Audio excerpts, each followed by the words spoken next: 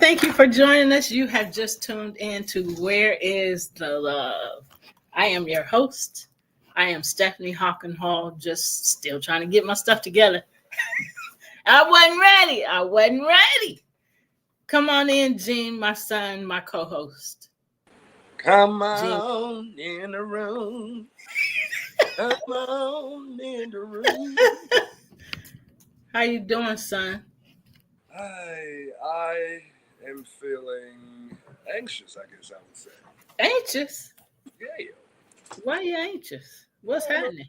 What's happening? It's been a week. Okay. It has been a week. Well, it's time to relax, relate, release, as Whitney said. You know. How you feeling? I'm doing good. Looking at this material that we're going to be sharing and giving to the folks. I'm excited about it because I'm learning more about it, more about shadow work, which is what we're going to be talking about. Hey, y'all, this is episode 111. On episode 110, we started talking about shadow work. So in talking about shadow work, we told you what it is. So today we're going to be talking about when to recognize. First, let me stop. You should be watching us on our YouTube channels. There we go. Where Love Misunderstood Institute or Premier Fitness 0210, or you can be watching us on Roku or Amazon Fire on TV. Yes, this is a TV show. So we're on Roku or Amazon Fire. All you have to do is search POD space LIVE, and you can watch us live only while we're doing the show. Otherwise, you can watch us on our YouTube channels. And I don't know if you're on my Facebook, wherever you're watching us at right now, those are places you can watch us. We're on several different places right now. I'm not going to name them all. You want to add anything before we get into it? No, this is very important work. And actually, I think that I was talking to Danica about it. I think I want to, get certified in shadow work. I think that's important, and, as we're going through the episode and start discussing things, the audience will understand more. But, yeah, I feel like it's very important, and it's very important work. Yeah. Yeah, going through the material showed me just how important it is. So we're going to get into this again, episode 111. We're going to tell you, we're going to recap episode 110, and then we're going to get on into episode 111. You want to start? Yeah, for sure. All right, so an example. On episode 110. We talked about shadow work, what it is, the goal of it, and why it's crucial for healing. We gave you the following example on our last show, but we want to give it again for those that may have missed it. So the first example is, imagine you were teased as a child for being talkative. I got that one a lot. Over time, you internalize this as a flaw, avoiding situations where you might talk too much. Then as an adult, a harmless comment like, don't add too many words to that slide. Those words may trigger an outsized emotional reaction. This isn't about the slide, but your unconscious fear of being judged. Such reactions highlight how the shadow self can influence your behaviors when left unaddressed. We have to address our issues, our hurts, and our traumas in order to have healthy relationships, lifestyles, and mindsets. And that will help us be able to love freely and truly give to others what we desire to receive. Yeah. When you recognize yourself distinguishing certain traits that cause an unsettling feeling in your gut or in your mind, it's time to do some shadow work. Now, we're going to give you more examples to help you know when there are parts of you that might need some shadow work. We'll give you an example of some things that you may find yourself doing or reactions that you may have about something or towards someone to help you recognize that you may want to do some shadow work.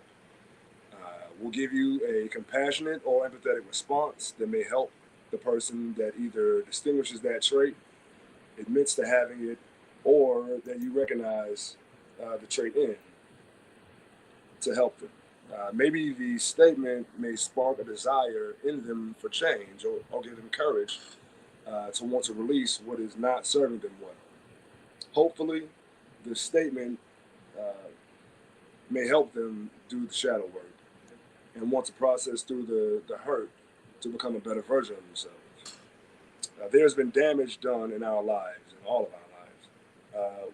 We have all experienced trauma of some sort, and we should want to change for the best, help ourselves and others when we recognize one of these traits, so that we can move towards healing and a better future for ourselves and those who we encounter and interact with in our daily lives. So before we give the first example, we're not going to go. Mark says the shadow knows. Shadow knows all. So on our last show, we're not going to go into it, but Gene gave an example of hearing that he talked too much as a kid. As a really young kid, he used to tell stories at the age, I can't remember if he started at like 2 or 3, but around that age, he used to tell stories and have me and my mom and her sister really engaged in his stories and saying to each other, where is this child getting these stories from? So, in order to hear what the piece of that story, you have to go back to episode 10. It's at the end of near the end of the video. But he talked about how that, um, you know, came back to him and did some things to him. So go back to that. We're going to give you some other examples of um, traits that you may recognize, when someone says something to you, when it sparks something in you. Yes, it hurts. We know. Um, but if you don't deal with things, at the time that they come up, it's going to come back. And you're going to keep experiencing that thing over and over again until you basically be like, okay, this is something that I need to, I forgot to turn my phone off. This is something that I need to deal with because this hurts. So you always have a choice. Do I want to keep experiencing this same hurt, or do I want to deal with it so it can go away and I don't have to deal with it again? So if you're going to deal with it, um, you're going to experience some hurt. And so I want to say that Gene and I this week, talked about some things and recognized some things from the past. And so we had to deal with some shadows, and they wasn't pretty. They were hurtful, but the thing still remains. This is what you're experiencing. You can be angry about it, frustrated about it, or whatever that negative emotion is about it, and stay there and keep repeating the same cycle. Or you can say, okay, I'm here. I see you. I don't like it. What needs to be done to change this so I don't keep experiencing this over and over again? So I just wanted to add that. You want to add anything to it before we? Yeah, kind of piggybacking off what you said. If you don't deal with that shadow, the shadows get bigger. They Yeah. get bigger, they get stronger. It's like they on steroids. They in the shadow lifting weights. You know, then they getting cardio in. They doing CrossFit and all types of stuff. So if you don't deal with them shadows, I swear they gonna deal with you. Yeah. Uh, And we're laughing about it, but it ain't, like I said, we nah, experienced it this week. It ain't pretty. nah, And this is not our first time experiencing it. We just are learning what it's called. right. So go ahead. You wanted to Yeah, say something? Yeah, I was just saying that, yeah, like you have to deal with those shadows. When they show up, you gotta deal with them right there in that moment. Or again, like I said, they become bigger. And shadows have shadows. So if Yeah. you don't deal with that shadow will grow another one, and you're dealing with a cluster. Yeah. I ain't gonna say the other word I was gonna add to it, but cluster. You dealing with a cluster now. Trying to keep PG for the people. Um, but yeah, yeah, you gotta deal with them shadows, man. When they come up, when those feelings come up, or you're reminded of something that hurts, or some trauma that you push, in the back of your mind. If you don't deal with that bad boy, he's gonna come. It's like the monsters in the movie you see. You know what I'm saying? Like the creature features, you see that thing in the shadow, and if you try to ignore it, it gets so much worse. Yeah. Same thing with shadow work, man. If you don't deal with them shadows, they lift weights in there. They go, uh-huh. Oh, okay. Oh, you ain't Like paying attention. like All right, them all right, like all the right. muscles y'all see on jeans. Oh. Yeah, yeah. They get strong. Yeah. So Mark said, "What shadows have shadows? Are shadows like zombies? Do I have to worry about them too?" You might if you don't deal with it. They might grow some zombies, some vampires, some werewolves, some Frankenstein's. I don't, other. He said shadows are like Arnold Schwarzenegger. Exactly. They want to pump you up. Yeah. So, Jean, I will read the example, and I want you to read the response to each one because Jean already explained to you. We're gonna give you a compassionate, empathetic response to share with somebody else when you recognize the trait in them. So he's gonna talk about what the shadow is, recognizing that shadow, or I'm gonna do that part, and then he's gonna read the empathetic compassionate response. So the first example is the people pleaser, and this was us. Oh yes. Oh, okay. I often say yes when I want to say no because I fear being disliked or rejected. I realize this came from childhood, moments where love felt conditional. Yeah. All right. So the compassionate or empathetic response is it makes so much sense that you learn to keep the peace to feel safe and loved. You deserve relationships where your no is respected just as much as your yes. I say that. You're not here to earn love. You are already lovable. Embrace love. Yes. You want to add anything? Yeah, like you said, we were notorious people pleasers. But yeah, like the statement says, your when you are with someone and they truly love you, your no matters. Just as well as your yes. And in order to have true unconditional love, both have to be respected and honored. So yeah, Yeah, and it's hard dealing with people when you know their love is conditional because then that makes you say yes when you really want to say no, and then it makes you experience unnecessary uh, things when or experiences when they are like that. Oh, I don't want to make them mad. I don't want to hurt their feelings. I don't want to. In the meantime, the things that we don't want to do to somebody else, we're allowing to happen to us because we choose to please them instead of ourselves. So, no more, none of that, y'all. None of that. None of that. none of that.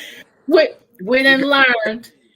And if you ain't happy what I know, then you can go on. Gene used to say to the left, go on. Uh, Cause we ain't having it. We ain't going back right. now.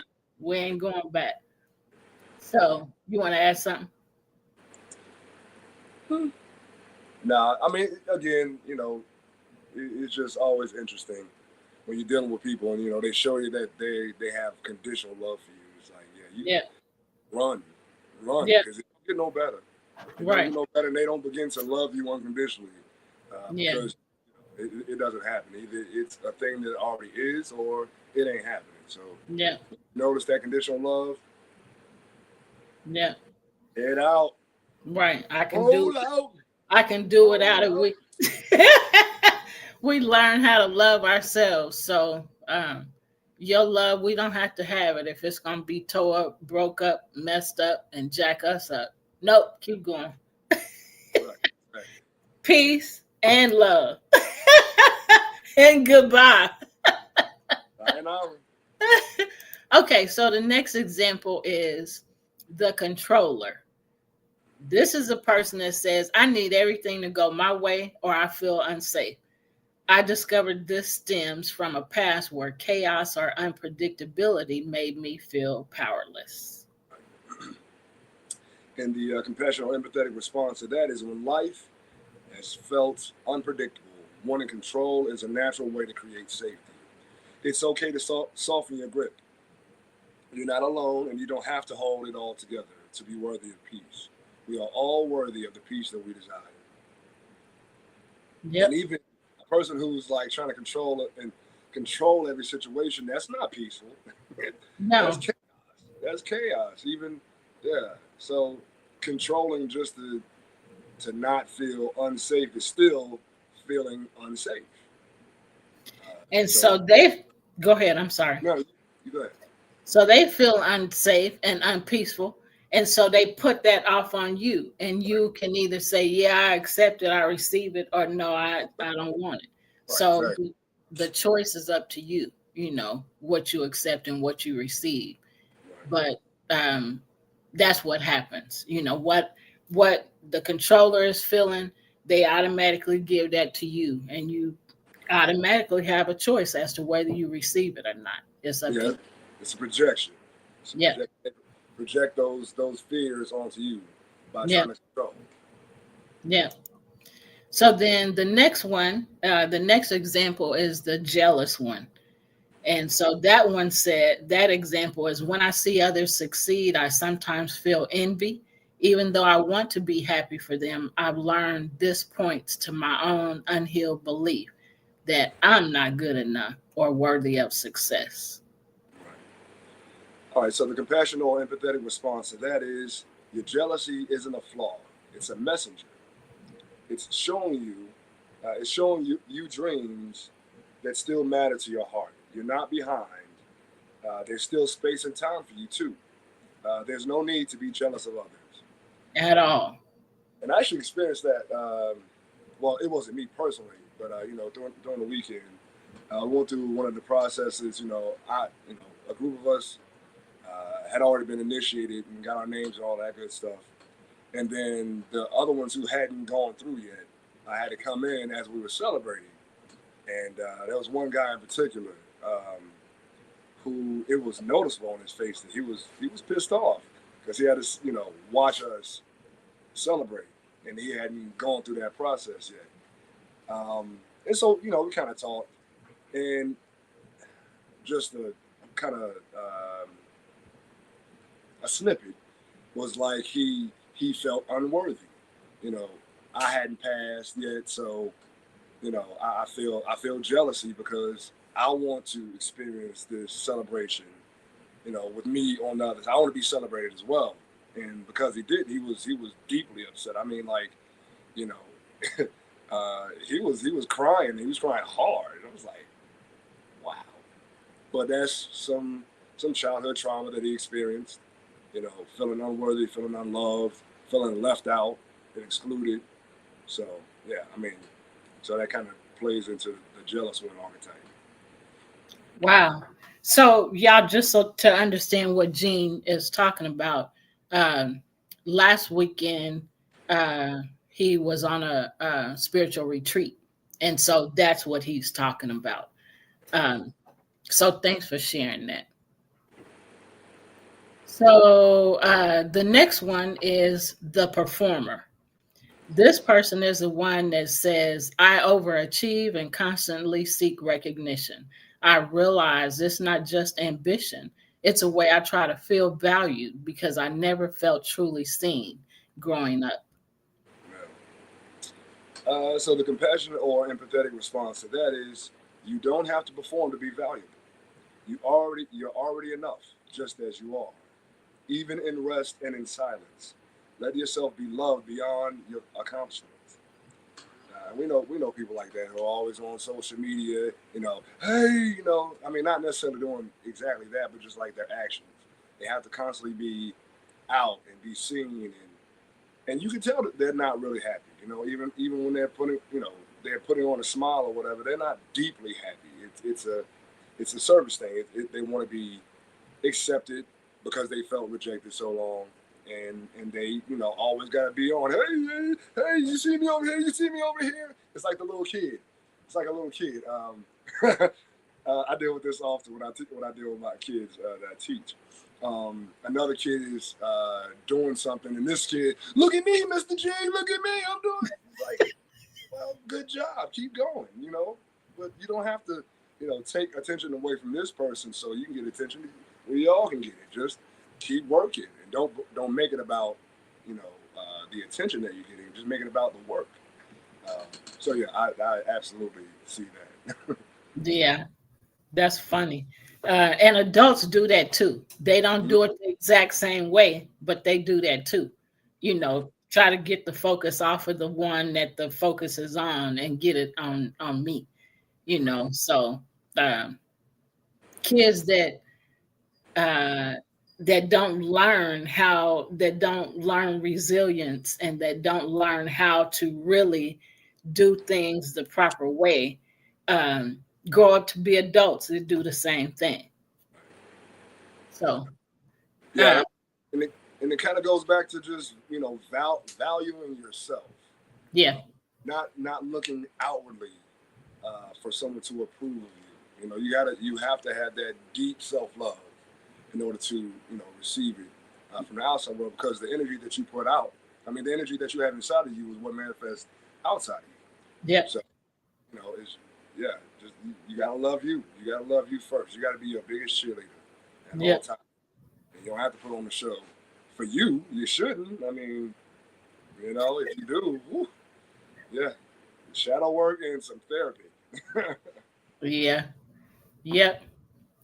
So on to the next example. So the next one is the avoider, which is the one that says, I distract myself with work, entertainment, or helping others to avoid sitting with my own pain. I now understand that I fear feeling the depth of my sadness or anger. That's the avoider. Oh yeah. And the compassionate or empathetic response is, it's okay to protect yourself when the pain feels too big, but you don't have to run forever. You're strong enough to face what's been buried, and you won't have to do it alone. Find and talk to someone who supports you, that you can trust to help encourage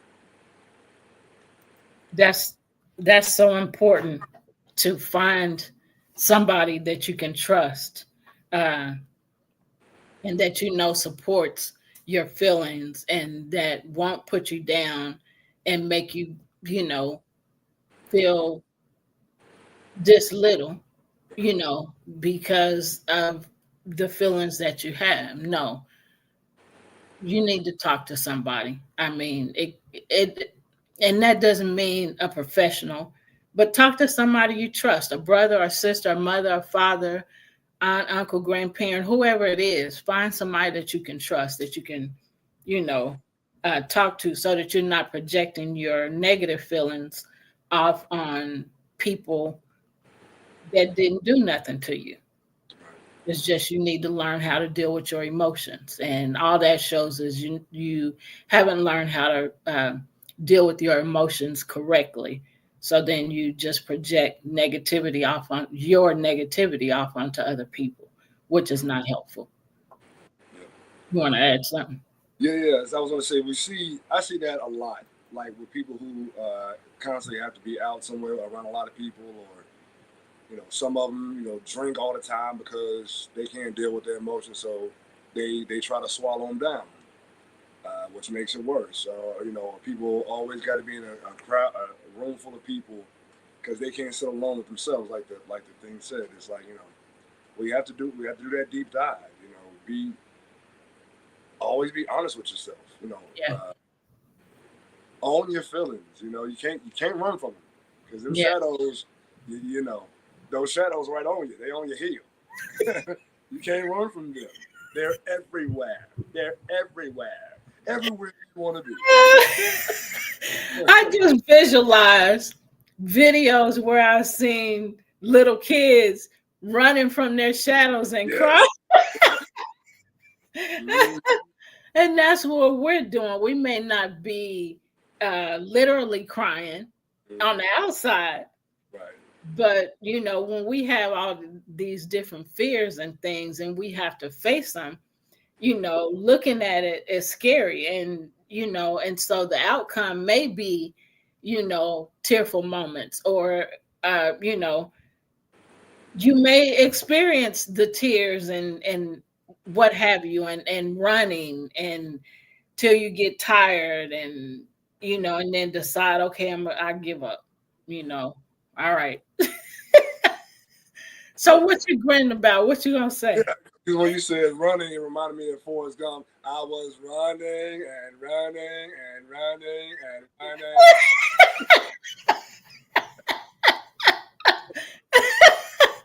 Oh, Jenny. Jenny, I love you, Jenny. All right. So the next one is the perfectionist. And that is the one that says, I criticize myself for not doing things perfectly. Underneath, that is a fear that if I make a mistake, I'll be unlovable or a failure. Right. And the compassion or empathetic response to that is you've carried the weight of impossible standards for too long. Mistakes don't define you, they make you human. You are worthy of grace, just not just achievement. Yep. And it kind of goes back to what you and I talk about all the time. Give yourself grace. Nothing and no one is perfect. I mean, the universe itself, excuse me, is constantly evolving and growing and expanding. So why do you think that you can be perfect? Yep. Something that is perfect or in a perfected state is crystallized in that state. So there's no more growth. So do you really want to be perfect, or you just want to be better every day? Yeah. So Mark said some people are afraid they will be exposed for not being a perfectionist, and they try to make the world think they are. Right. Yeah, so that person is really struggling, with themselves. Um, and so they have to face themselves, and so that's part of a shadow too. That's something that I don't want people to know, that I have I'm no. not a perfectionist like I think I am. What did you say? Well, yeah. Shoot, I forgot what I was saying. Um, I forgot. It'll come back to me. So Mark also said Michael Jackson and Michael Jordan are not necessarily perfectionists. Um, I mean, I don't know if they were perfectionists. I know they both worked very, very hard. They were very detailed about their work. Like I've watched some footage from Michael Jackson for those, especially the last tour he did. Like that dude, he's a genius, and to be that smart. And then he grew up in the industry, so he knows so much. Yeah. He didn't take no he didn't take no crap. He didn't take no crap. But you can tell that even that, just the way he focused, he was so detail oriented that it was exhausting to him. You know, you got a whole band, you got dancers, you know, and then you're dealing with other stuff too, and it's like everything has to be a certain way. Um, yeah, that's exhausting. That's exhausting. Yeah. It can be, I agree. I was just thinking while you were talking about me and my books and how I want, a certain appearance, when I'm doing it, and how it took me months to, over a month, I'll say a couple months to get it the way I finally was like, okay. But it wasn't because I'm a perfectionist. It's just because I have a certain appearance, a certain way that I wanted laid out and to look on the page. Mm-hmm. So I kept fighting with that until I finally got it. And I was like, man, this is just crazy. But, it's hard when you're a person like that. So I can only imagine that it's even harder for somebody that's no, it has to be perfect. I want it to look a certain way, but I don't think like I want it to be perfect. It has to be perfect. That makes me think of a person that has OCD, you know. So that was just a thought that just came to mind. You want to add anything? No, no, no. I'm ready for the next one. Okay, so the next one is the victim. And this is the one that says, I often replay past hurts and feel powerless, but I'm beginning to see this as a way I protect myself from taking responsibility from my healing. So the compassionate or empathetic response is what you went through was real and painful. Acknowledging your story is not weakness, it's wisdom. Healing doesn't mean erasing what happened, but it means that you are reclaiming your power to rewrite your story. Yeah, and oof, Lord, we know victims. We know people who play the victim role all the time. Yeah. We know them. Everybody else is this one particular. How can I say this without revealing who it is? There's one person that was in. We worked together musically. I'm just gonna say it like that. This person never came. Well, rarely came to rehearsals. Didn't listen to music, or get an attitude. When someone asked him to adjust things. But then, so once we decided to go in a different direction, now this person is like, "Well, thank you for using me," and this person is mad. And I'm just like, "But do you not remember what you did, or what you weren't doing? Should I say? You know?" So now Yeah. you the victim. Yeah, yeah, a guilt trip, exactly. Um, and it's brought that came up for me because um, he wasn't taking responsibility for his actions. Like, understand that every action has an equal and opposite reaction. That is the law of the universe. Yeah. Um, and on the back end, you want to play like we did you wrong, but you weren't in integrity, you know, with yourself and with us at all. So now the actions that you were doing cause a consequence. And Right. now you want to be all, yeah, you did me wrong. No, no, partner. You were doing us wrong. And now you got your comeuppance. Right. You did. You did. Yeah. So, get on, partner. So Mark said most true perfectionists feel they can be a better version of themselves no matter how good they are. That's what he meant by the Michael comparison. Mm-hmm. And then he said even Prince knew he could be better. And so the way you just worded that um, helps because sometimes it's not about, like I was just giving an example about me writing and how I want my pages, the words on the page to look. And so it wasn't about being, and it isn't about being a perfectionist. It's about being better. I know I can make this look better. I just have to figure out how to get it to look, the way I want it to look. So it's about being better and not being a perfectionist. So that's worded um, very good. And then he said, it's everybody's fault but my own. And that's in response to what you were saying about. The victim. Mm-hmm. Always you, never me. Yeah, And if everybody is always doing something to you, and what's the common denominator? yeah, What's the common yeah, denominator and all that? So, yeah. woe is me is what we call them. We call them people, woe is me. No, those people. Ah, so here's the next one. The judger. And this person says, I judge others harshly at times, especially when they show traits I've been taught to suppress in myself.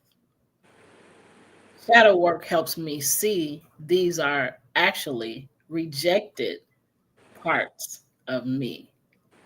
Right. Whoa. Mm-hmm.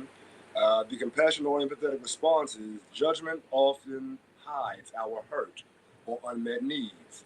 It's okay to notice this without shame. The parts of others you judge may be calling you home to parts of yourself longing for love. You are worthy of love. I'm looking at the man Mirror. in the mirror. Uh, I'm asking him to change his ways or her ways, either one. right, exactly. But it's always and you helped me to learn that years ago. That when something is going on or somebody's doing something, that hurts me, or that hurts, then, I'm looking at a reflection of myself. Right, And so, anyway, and then so yesterday at AYPN, our speaker's topic was reflection. And so some of them were talking about looking at the person in the mirror. Anyway, it was really good. You want to add something else before I go to the next part? yeah, yeah. So it's like, you hear people, and I mean, like I said, we do this too. Um, something someone is doing is annoying the crap out of you, and it's like, when you step back from it, sometimes you realize, okay, yeah, that's a part of me, and that's why it's so charging to me. That's why I have to Yeah. be charged. They're doing something in me, like I said, that I push down, and now you doing it. It's like, well, why you? It's like, oh, okay, that's me. Oh, okay, okay, okay, Yeah. man.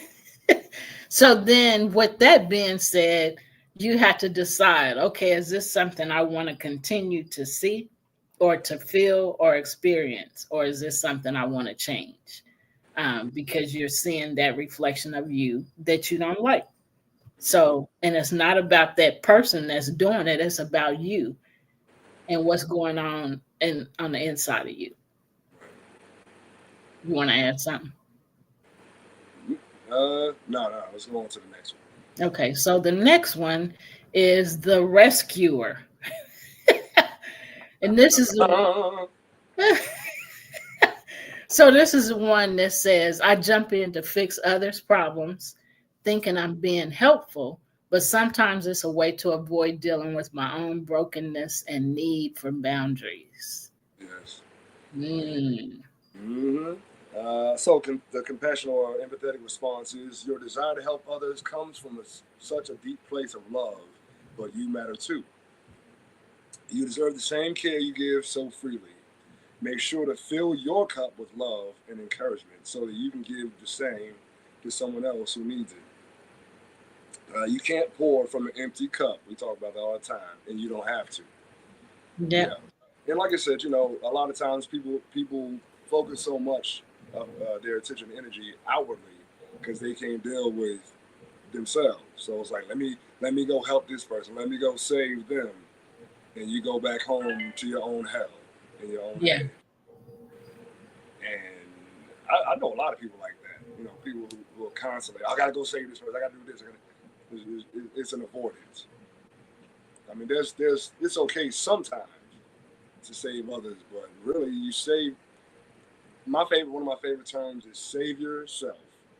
Save yourself because you're the only person. Like, even if you help that person, they can't be saved unless they want to save themselves. yeah. They got to do the work. You can give them the tools, but you can't save nobody. It's their Don't work. save him. He don't You want don't to want be to. Hey, hey, saved. hey. Oh, sorry. Push that down. So Mark said, I know that one all too well. So the next one is the angry one. Woo! This is the one that lashes out, that says, I lash out or shut down quickly. It's easier to be angry than to admit I feel hurt or vulnerable.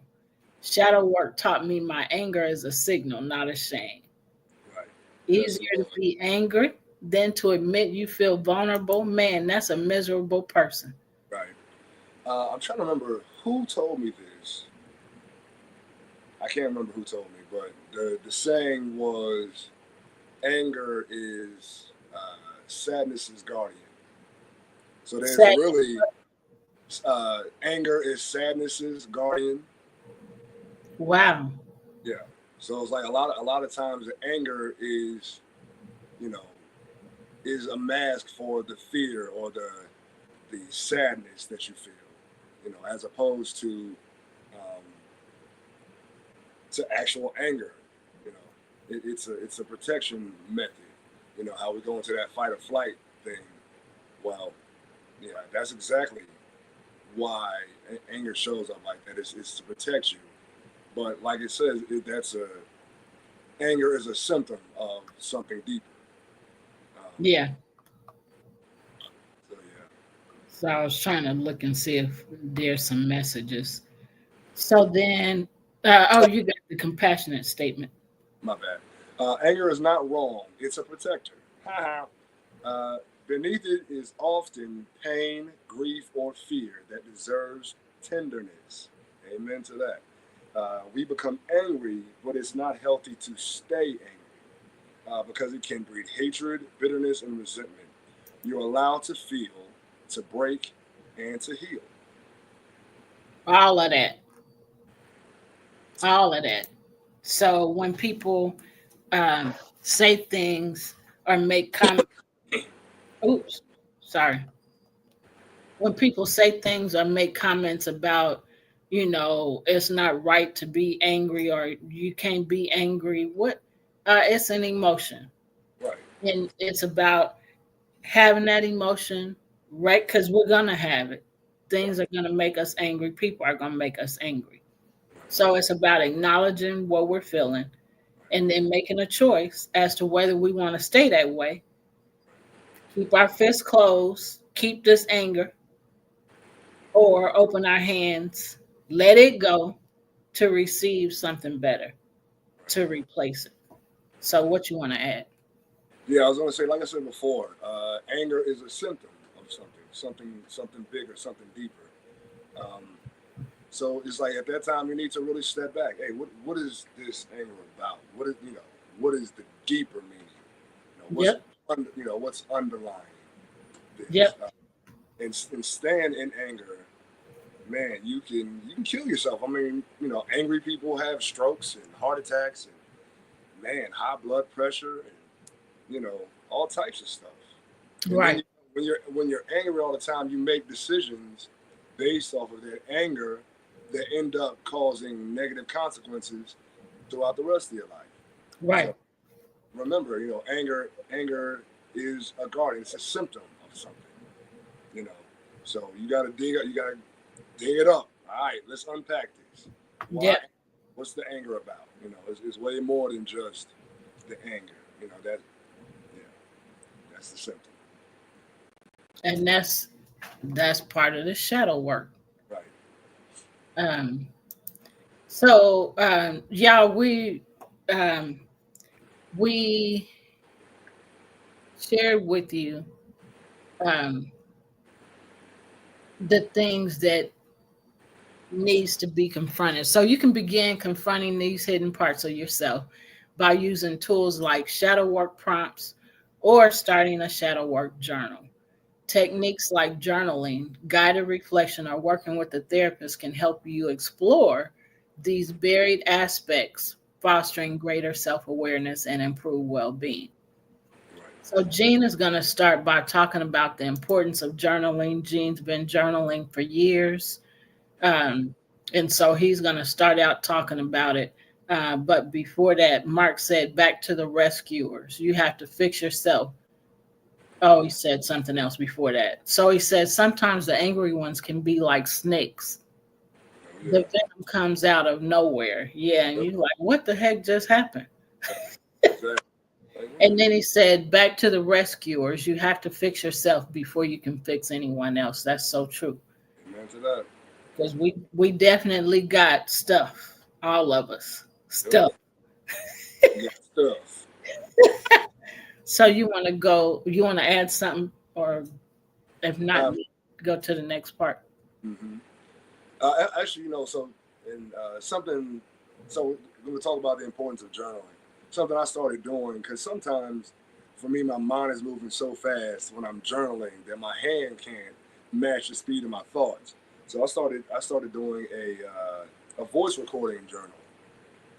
and just start kind of archiving stuff like that, so I can go back. It's the same thing, but you get to talk it out as opposed to having to sit there and write it by hand. Because like I said, my mind moves way too fast with my hand. Yeah. So that could be an option. If you don't want to write or you don't have a notebook or whatever, we all got a voice recorder on our phone somewhere or something. You know, just record your thoughts, speak them out, so you can get them out of you and off of you, and then you can free space up. Excuse me, for healing, because Yeah.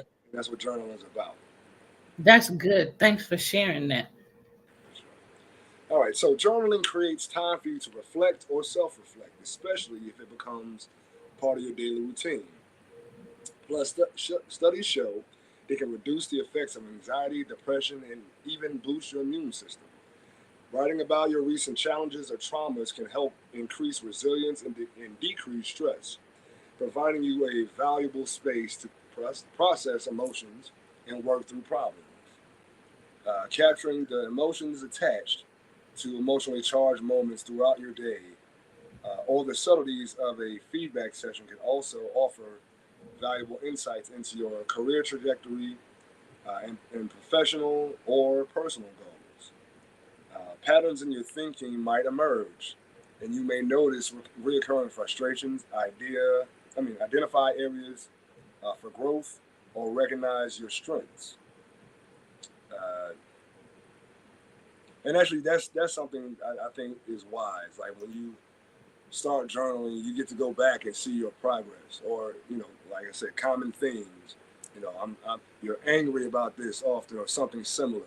So Yeah. what is So it's like, okay, so this is something I haven't really fully dealt with, and I need to go back, and assess it because it keeps showing up, and so yeah. And I want to add something that we haven't said, and some people may have thought about it and some may not have. But and a very important thing of journaling is to put dates. Mm-hmm. When you put dates and you go back, you like, wow, that was 3 years ago, or wow, that was just 2 months ago, and here I am, or look how far I've come since that time, how much I've changed, Right, how much I've evolved, right, since that time. So that's something else that journaling is good for. right, Really good to look back on. right. Yeah, journaling is like taking emotional inventory. You know, and that's important. We talked about before.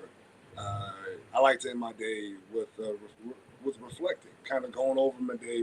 How did I feel? What did I do? So on and so forth. And that kind of allows your mind to relax. Okay, now I've dealt with, or I've assessed, what I've been through this day, what I felt, what it all meant, and now it's like, okay, I, all right, so yeah, this is something I got to deal with. And it puts it all in the forefront for you. You don't get to, you're no longer hiding from, your emotions and feelings. And I think that's important because this society teaches us to run away from how we feel. Teaches us to, um, what's the word I'm looking for?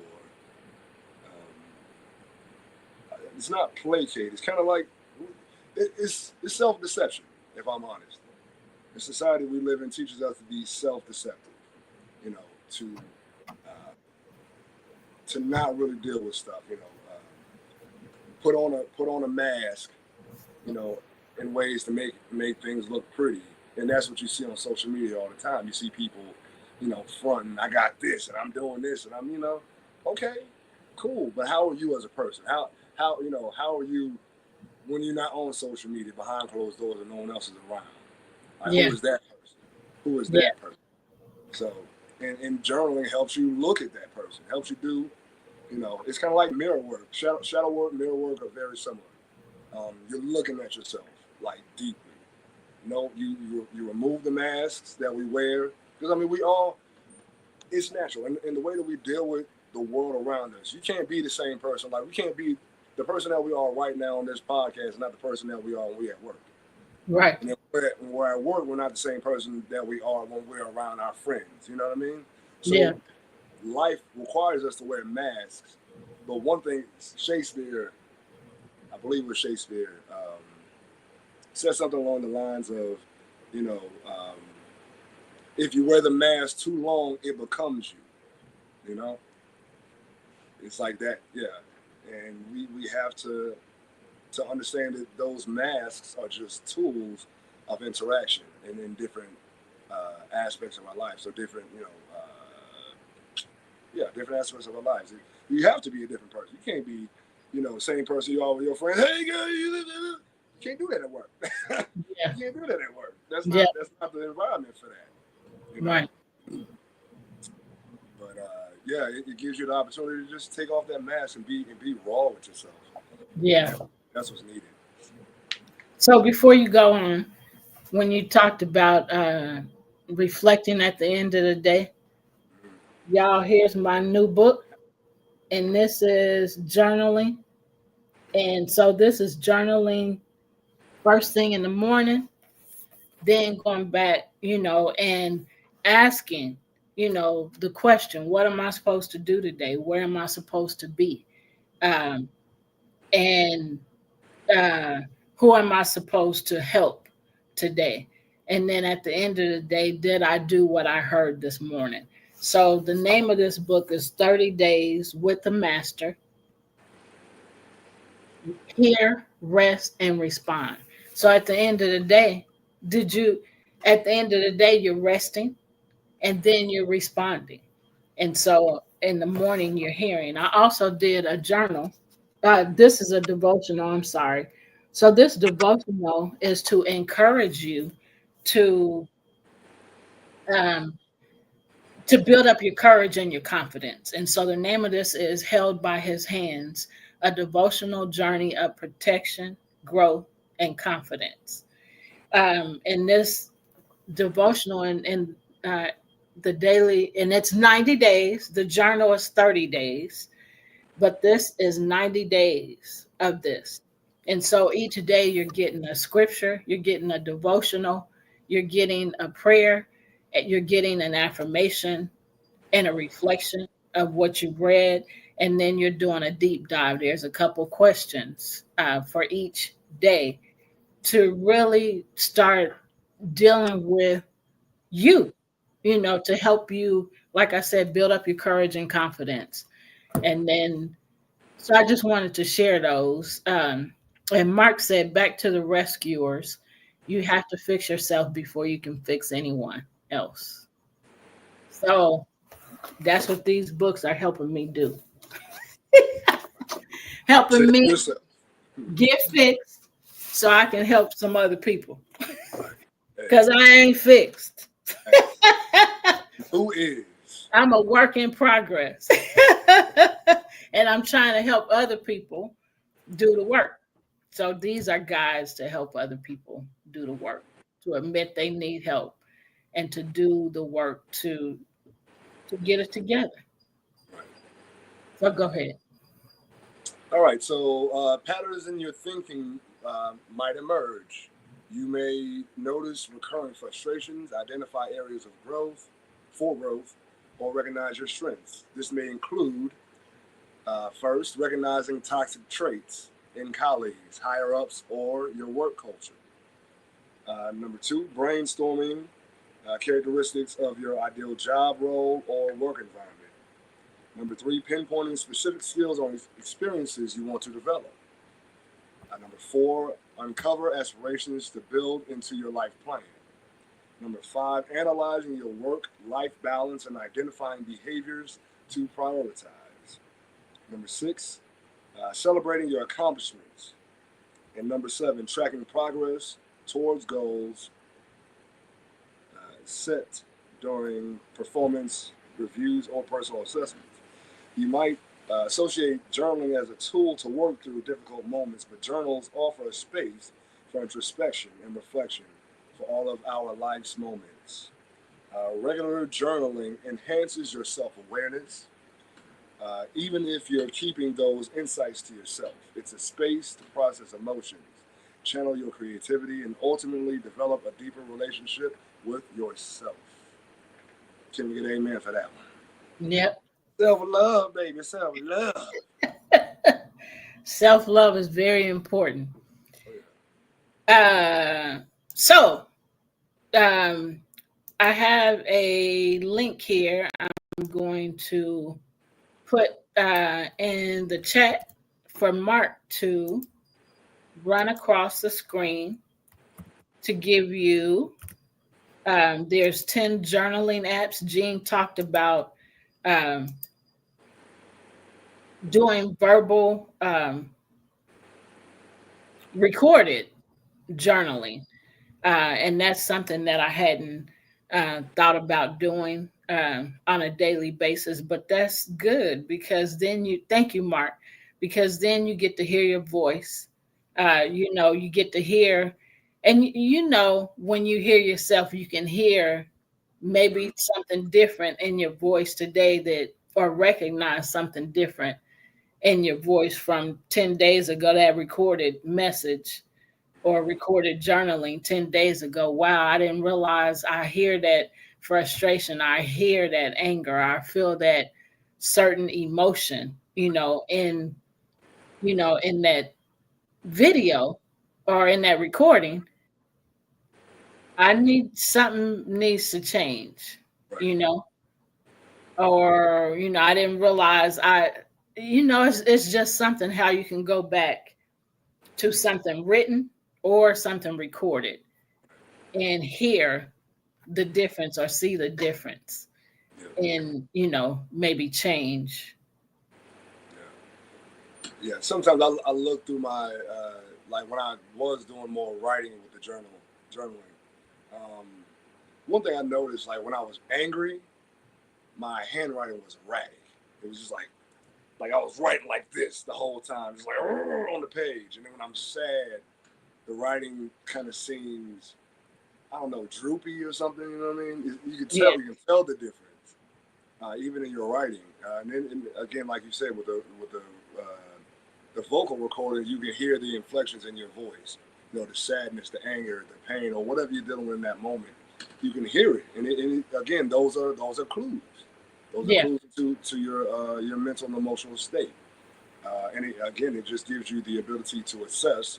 Okay, this is what I need to work on, so I can become a better version of myself. So I can help heal this feeling, or to do away with that anger or the fear or sadness or whatever it may be that you're dealing with. You get to again take inventory of your emotional mental state and make progress if you're willing to do the actual work. But yeah, it's very important. Like I said, it's that emotional and mental inventory you do for yourself. yeah. And it's awesome. I think it's awesome when you can recognize things that you um, were feeling, and to even acknowledge, that I was feeling that or that I am feeling it either way, and that you know that you need to make a conscious choice of what you're going to do with that. Is this something I like? Is this something that benefits me? Is this something that's going to help me or catapult me into my future in a good way? Um, those things are important and to help you decide. Mark, you can take it down. Those things are important to help you become a better you, you know, to do things on purpose, to do Yeah, things with purpose, because we have a purpose. We're all here for a certain reason, um, or for certain reasons to help certain people. There are certain people that will hear our voices and hear the things that we're saying, even if they've heard it 10 times by 10 other people, and we're the 11th person. They hear us, we're the person that they were assigned to hear, you know? Um, and so we're the ones, just by our spoken words or by our actions, can help them make a decision, a real decision to change whatever it is that they, that's not benefiting them or not helping them. What you want to add? We're at the end of the show. right. So I like what you said earlier. Uh, you said you didn't say quite intentional, but something along those lines, being very intentional. about your progress, your growth. Um, and that's what it is. You have to be intentional. I think that's ain't that the name of Izzy's? Yeah, intentional living. Well, her it's intentional healer. Okay, Is it the intentional healer? right, But everything that she does, part of the title is intentional. right. Excuse me. Go ahead. Yeah, and growth is again,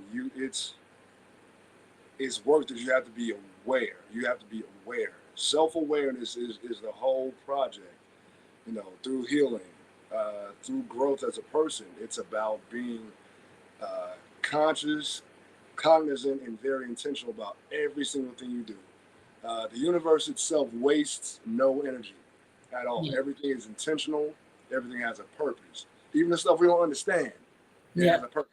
I still don't understand the need for mosquitoes, but there's a purpose for them sap suckers. Even though I still want to kill them all, but there's a purpose. And like I said, the universe itself does not waste anything. So Yeah. being intentional is living in accordance and in alignment with the universe itself, in the higher version of you.